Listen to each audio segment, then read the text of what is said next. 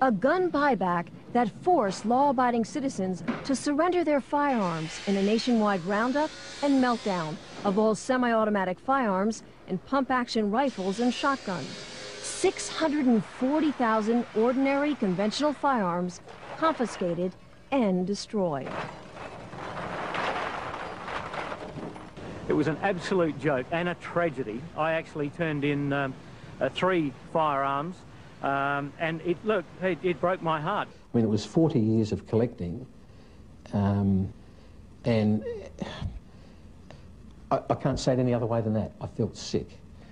I had to hand them in, because if I didn't, I was going to jail. There's no ifs or buts about that.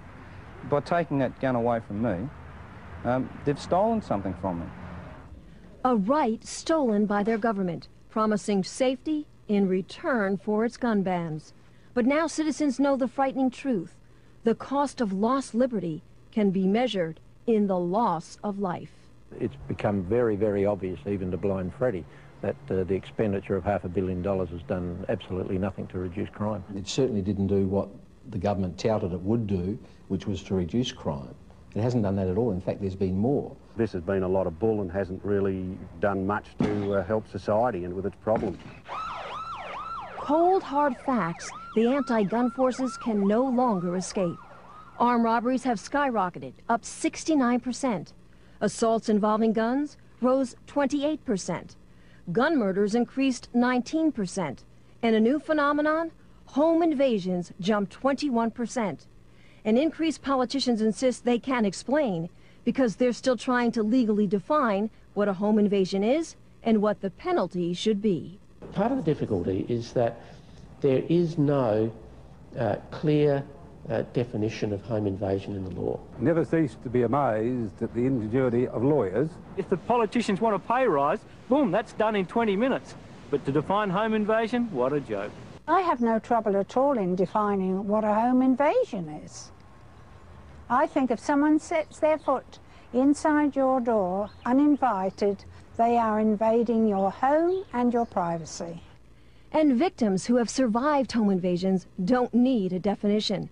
They've lived through hours of terror. Arthur Field was tied up, his hands and feet taped, his phone lines cut, while 2 robbers ransacked his house. And they jumped on me and knelt on my chest and grabbed me around the throat because I immediately started calling out, "Help." I don't know how many men, they start smashing the windows. There was a lot of glass shattering, a lot of noise outside, and I stood in the kitchen, I was trembling. The Zawadzkis remember thugs running through their home, demanding money and threatening to kill them.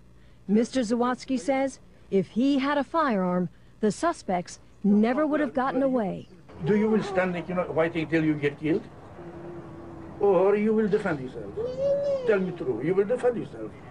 Scars that never heal, citizens left powerless, but it's criminals who have been empowered and emboldened by the new gun laws because the innocent can't fight back. What's happening today is that the offender, the bad guys, are happy to break into somebody's house. They're not frightened to break into somebody's house while they're at home. Citizens deny the right to protect themselves by a justice system that won't. Well, my opinion of the legal system here is it's absolutely weak. Weak as water. I mean, it's because they've just got no backbone. That the sentencing for various crimes is just pathetic. And police who can't. They're undermanned and morale has never been lower. It's very bad at the moment. It's never been worse. Since 1993, we've had a real decrease in over 230 sworn police officers in this state. These policemen have joined the job, policewomen have joined the job to go out and do it, and they can't even attend at breaks or assaults because there's no vehicle to even get them there. I mean, that's just absolutely ridiculous. Gun laws that have backfired. And Australians who have been forced to hide behind bars and deadbolts. Some are even installing extensive security systems because the firearms they still own that haven't been banned have to be locked up, unloaded, and unavailable. I mean, get real. If I have someone break in here, I've got to go get the bolt, get the rifle, find the ammunition somewhere else, put it all together, and then defend myself if this other person's got a firearm that's going to threaten my life. No way, it doesn't bloody add up. A political fraud, gun bans that haven't made a difference, and gun owners now struggling to stop a growing momentum against them. The people pushing the removal of guns from the Australian society are already saying that's only the first step. Publicly, that's only the first step. Now we want the handguns, we want every other firearm. They're warning to Americans, don't think it can't happen to you. It can, and it already is.